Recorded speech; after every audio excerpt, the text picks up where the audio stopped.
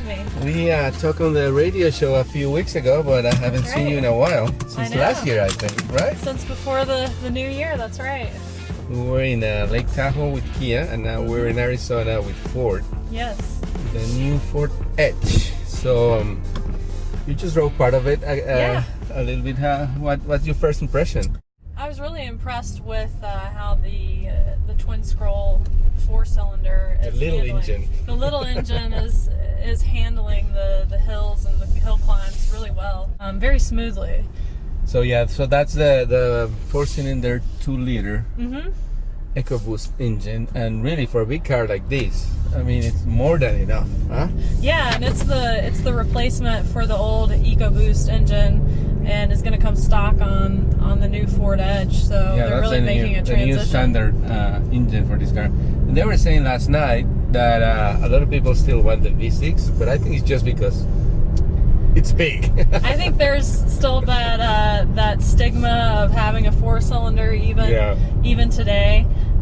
And they said because Ford is on a global platform and they build all their vehicles for the global markets, the flexible fuel capability of that V6 engine is, they said it's attractive in South America markets. Yeah, and I think they got a little bit of criticism also with when they put this engine, which is a little bit, the 2.7 I think is still a 4-cylinder in the Mustang. And people say, what? A 4-cylinder Mustang? I don't want that. I know, it sounds a little weird to have a sports car with a 4-cylinder engine, but it's amazing what they're able to do with the turbocharging today, and you really don't sacrifice that much performance, and you gain gain the fuel economy. So things changing. So this car is pretty cool. This one is the Sport now, and it takes a while even because it's so big. It's a big panoramic sunroof. Nice for Arizona when it's cloudy like this. Might be a little hot in the summertime. I don't want to come in the summer, to be honest. This is a good time to come to Arizona and drive this car.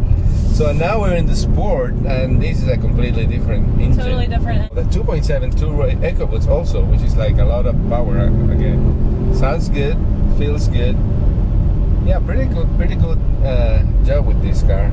And they were saying that this engine is built so compactly that it's able to be mounted transversely in the Edge, whereas I think in maybe the F-150 it's mounted normal way. Yeah, so what other things do you like about the car? I really like what they've done with the interior design. They've spruced it up quite a bit. It's not too fussy, which is important to me these days.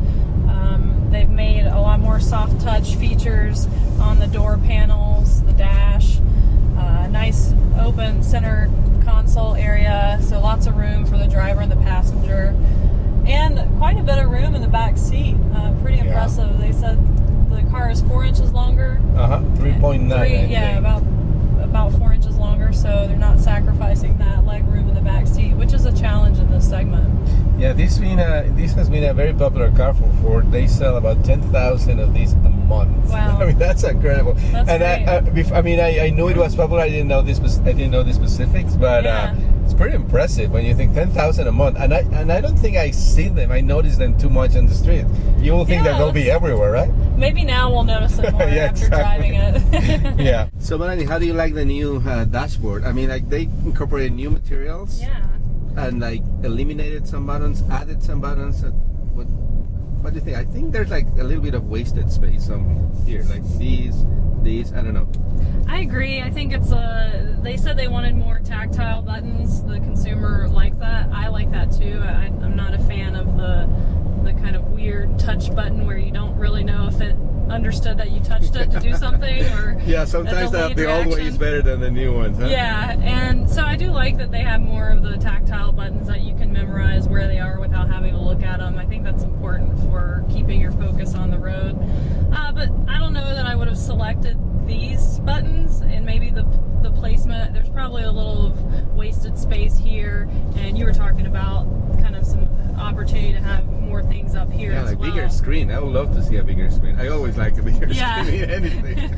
The bigger the better, right? Yeah, exactly. But it's good, I think. I mean, I guess now they fix all the issues with the sync system and all that, so it's working fine.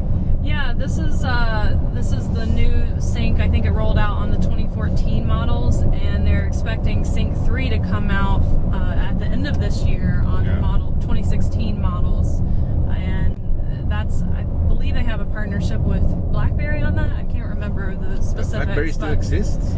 Oh yeah, they still exist. You have one? No. I have not had one since I worked on Capitol Hill.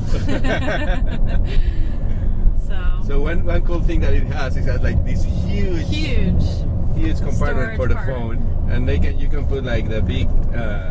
I wish I had brought my 6 Plus to see just how much extra room is there. That's great. Judge by the hand, it's like weighs all the way up here, so it's like more than enough. And you got 2 USB ports here to charge. You can charge your phone, 2 phones, your tablet. There's a little compartment back here passes through, so you can put a wallet or even an iPad mini or some sort of little small tablet back there. And it's got that grippy rubber right there so things won't slide around, which is nice.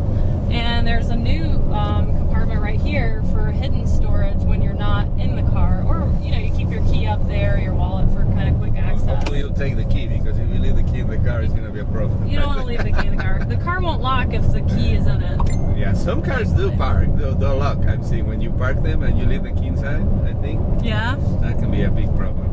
So I think so far our coolest. Oh, you cannot. You can't do it while you're driving. Okay, we'll do it next time when we get there. The airplane where you get the view of the front exactly, of where you're flying.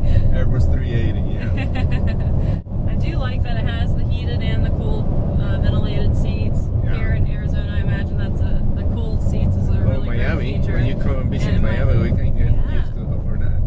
I think that's one of my favorite features that are on cars today. That and the remote start now. I needed remote start this winter in DC. It was quite cold, but I didn't have it, so I had to go out and start the car and then come back inside. Cool. I think the plated metal accents and the black interior is very simple and sleek. It's not fussy. I like that what's in front of the driver, you have 2 screens that can monitor separate things about the vehicle, so you can monitor your fuel economy, your navigation instructions, what radio station you're listening to. So it's nice to have. What do you mean, what features. radio station? It's only one. It's only one. Which one's that on here? Sirius XM Radio Channel 153. That's right. So it's nice to have that in front of the driver as well. Yeah, it's pretty cool. Pretty nice design. And it's simple, it's elegant. I think they've done a good job with that. And it's roomy. It's I've got plenty of leg room, and there's still plenty of room for passengers in the back seat. So they've done a great job spacing everything out. In the interior, I like it a lot what they've done with the little details, even like the door paneling, like the way they present things. Even the cup holders and the side doors are like really well put together. You can tell a lot of market research and consumer feedback went into making this new Edge, and they were talking a little bit about that yesterday, and how much the consumer's opinion has positively impacted the things that have stayed the same on the Edge and the things that have changed. That has changed, in the exterior, it's changed quite a bit. I think one thing that I'm not really crazy about is like the hood. That's the only thing I don't like about the car. I think these 2 bumps on the top. Petite sized driver. Yeah. It's a little tough to see over the hood. And the cover of the dashboard here is a little bit too long, but I guess. But you do have that front 180-degree camera to help you out, so you can see what's in front of you.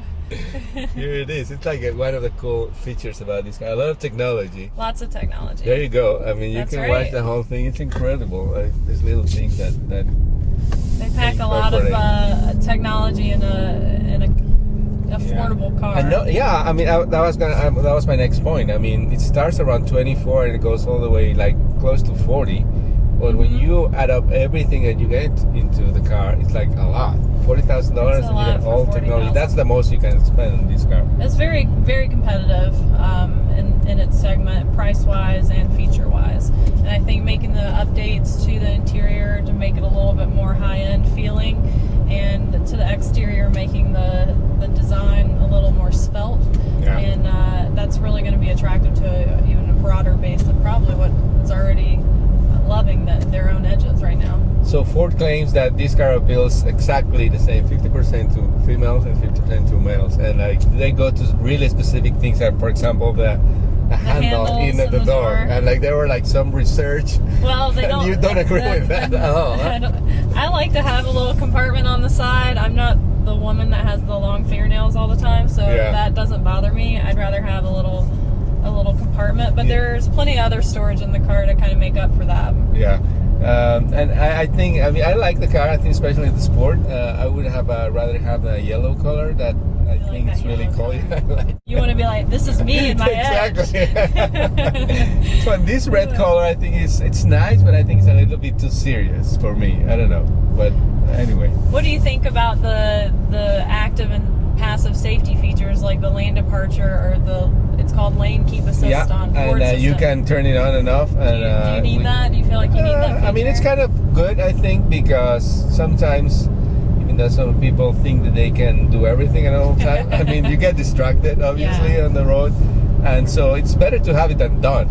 And so it's pretty impressive, really. I mean, the car almost drives itself in that situation, and I think that's where we're getting into the near future, right? That's where we're seeing these autonomous driving features kind of wiggle their way into today's cars. They're partial autonomous driving features. This car also comes with the forward collision alert system that'll brake for you if you're riding too close to the car. Yeah, some car manufacturers are saying that the goal is to have 0 accidents, so it's part of it. I guess it's gonna work. Every little piece is gonna be in place for that. It'll be interesting to see how the technologies change the way people drive too. You know, I used to think that, I don't need a backup camera. That's just silly. I don't need that. I don't want that. And now that I've had one for the last 3 years on my car, it's like I get in a car without one. I'm like, what do I do? You know, you forget how to feel out the far corners of your vehicle a little bit, but you know, we're not going back to not having. So in those to that point, this is the first Ford that has parallel assist and perpendicular assist, which like the perpendicular thing is like that's easy, everybody can do it, but again, like once you try it and you let the car do it, it's pretty cool, no? How did you like it? I thought it was really neat. I still think that I would park it faster that way, but we're people who drive cars all the time and feel very comfortable in cars and in those situations.